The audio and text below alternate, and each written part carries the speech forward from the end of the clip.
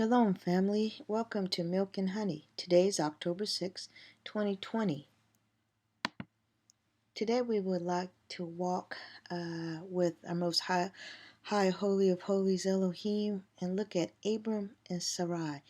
I'm using Abram for Abraham and Sarai for Sarah today because the point that we'll be walking in and looking at what Father has shown me so far, this is the time before they were given their new names by our Holy Elohim. So the 2 points we would like to cover today is who was Hagar, the Egyptian? A little more in-depth and get a little background on who really was Hagar.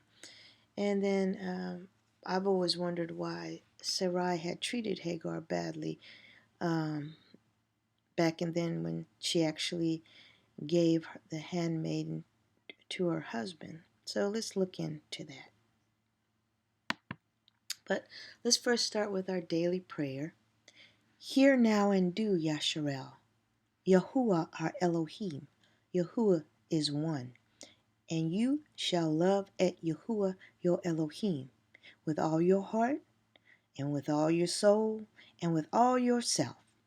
And you shall love your neighbor as yourself. Blessed are you, Adonai and Elohim, King of all time, for giving the path of restoration. Now Hagar was an Egyptian, as we understand, and she was given to Sarah from the Pharaoh as a handmaiden. Of course, Sarah was the wife of Abraham. But if we look at Genesis chapter 16:1, it reads, Now Sarai, Abram's wife, bare him no children, and she had a handmaid, an Egyptian, whose name was Hagar. If we further look into Jasher 16:24, it reads, And when she saw that she bare no children, she took her handmaid Hagar, whom Pharaoh had given her, and she gave her to Abram, her husband, for a wife. Now note in Jasher, we are given a little more in-depth look at who Hagar really is. One time she was the so-called servant, the handmaiden to Sarah. So Sarah had most of the control over Hagar's well-being, not really Abram as much at that time. But when Sarai gave Hagar to Abram, she gave her as a wife, not a handmaiden or a concubine. So this is a key point because at some point in time, I haven't found out how long, but Hagar was elevated to a wife status. So she was no longer a servant, but a full member of Abraham's family.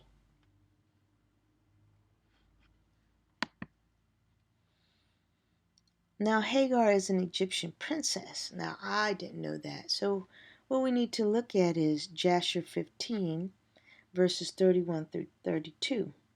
Now Hagar is an Egyptian princess from one of Pharaoh's handmaids, and we will read that in Jasher, once again, 15:31 through 32. And it reads, And the king took a maiden whom he begat by his concubines, and he gave her to Sarai for a handmaid. 32, verse 32 says, And the king said to his daughter, which was the handmaid she gave, It is better for thee, my daughter, to be a handmaid in this man's house than to be a mistress in my house, after we have beheld the evil that befell us on the account of this woman.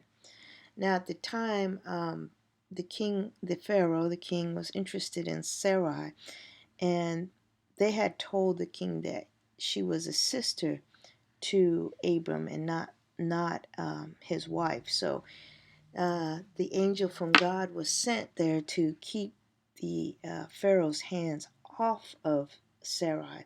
So they were being inflicted many afflictions because of the king's desire for Sarah. So after all of this was going on, and some of the history says they were also experiencing famine. So this is why the Pharaoh said what he said. Now Hagar was also educated as an Israelite. We learn in Jasher 16:25 that Hagar is taught all the ways to serve the one true Elohim, Lord of hosts, God of Israel.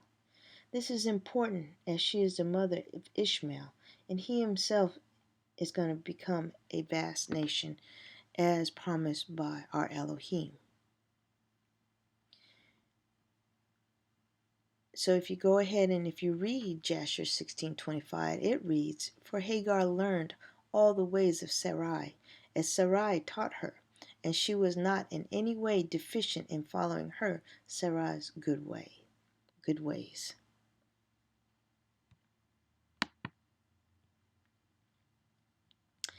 Now, so far, I want to sum up what we know of Hagar. One, we know 3 points because once Ishmael, the first so-called born son to Abraham, and by Hagar is born, we are told there is a change in how Hagar relates to Sarah.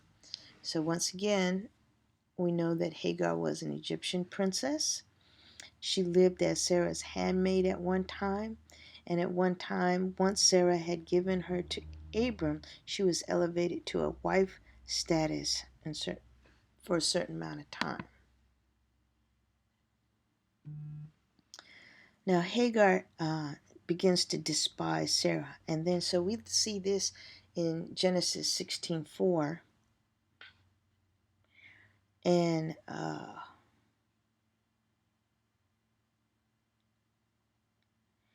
we also see this in Jasher 16:29. Excuse me.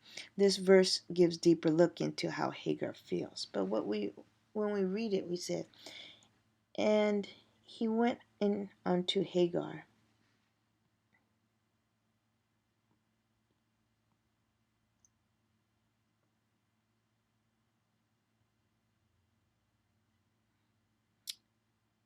And she conceived. And when she saw that she had conceived, her mistress was despised in her eyes.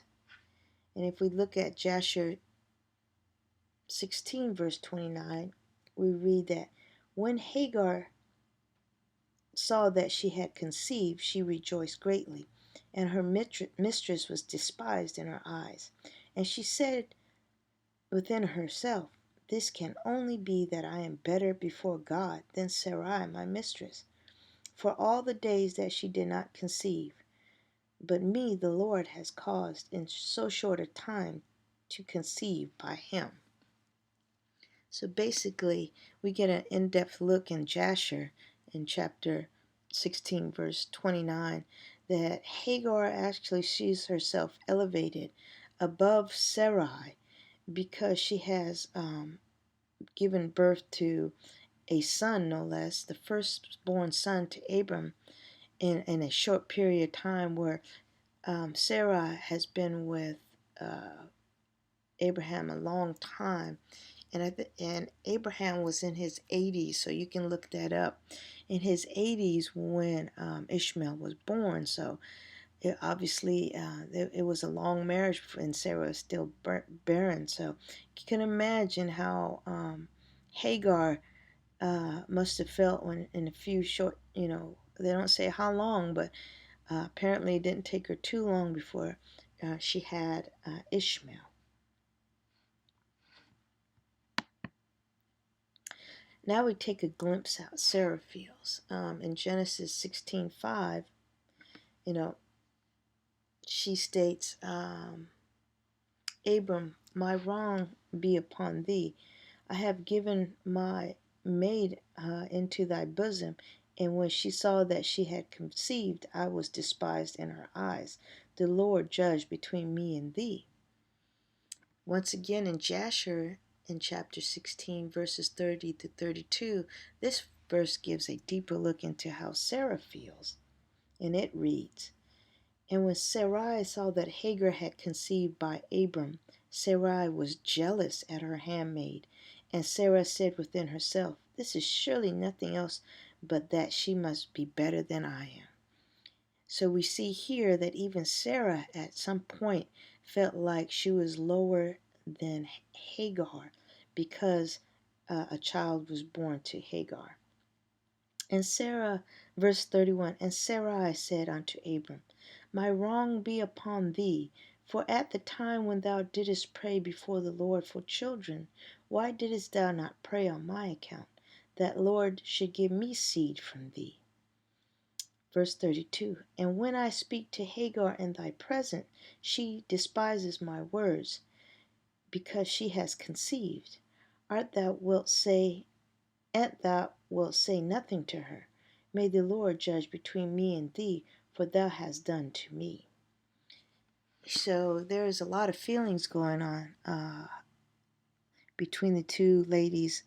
Of course, Abram, uh, as a father, has to feel close to Hagar and his newborn son Ishmael.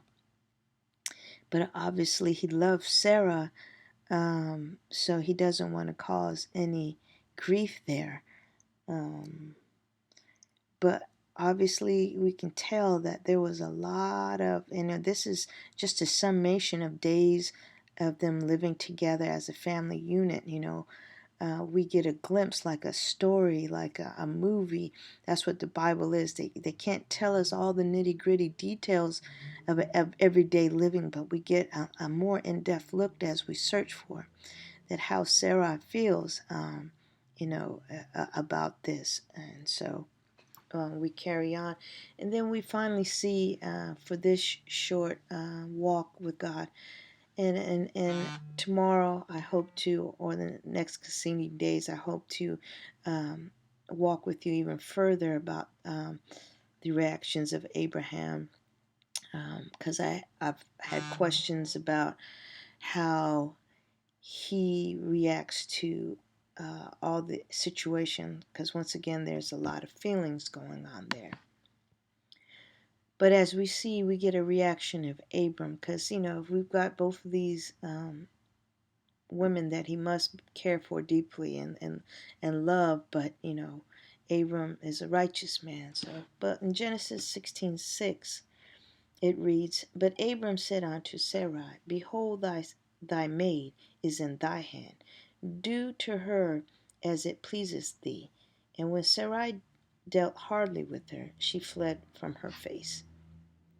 Now, without Jasher, all we know is at some point Abram just, we didn't know it with just reading our Bible, that Hagar had been elevated to a wife at one point.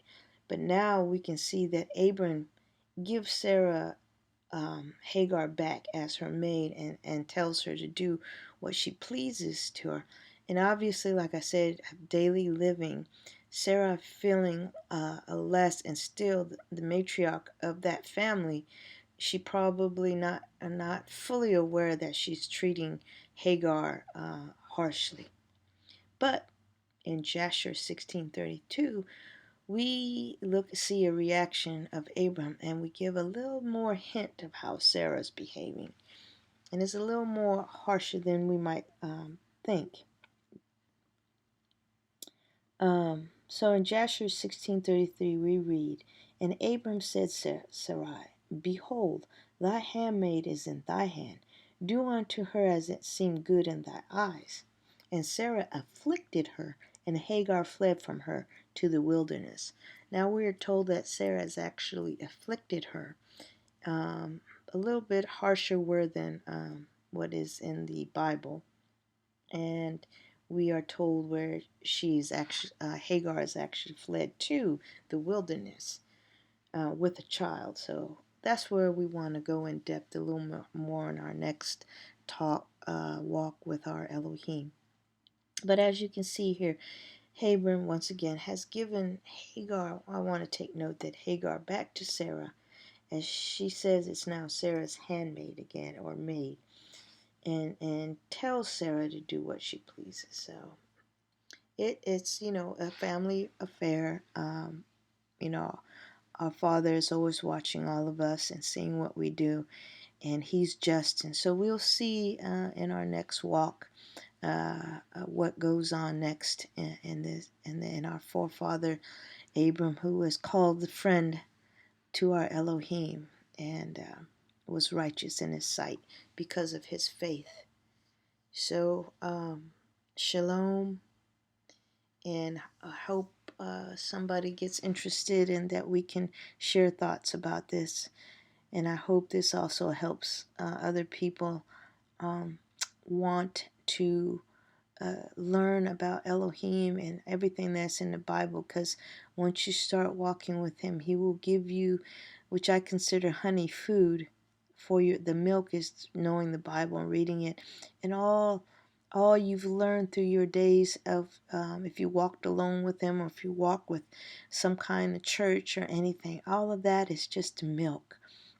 And you know, milk will get you so far in knowledge.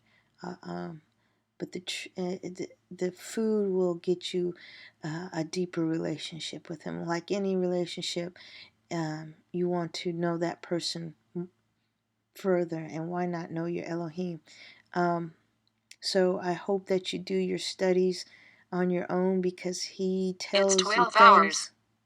I always got that 12 hours. My computer talks to me, so I'm not too savvy with the computer, and so a lot of this stuff stays in here that could be edited out. So I hope people will bear with me. I just want to walk and show you what I've been told, or feel that he has taught me, because I don't think you should harbor anything in the knowledge that he pours into you, because there's so much more.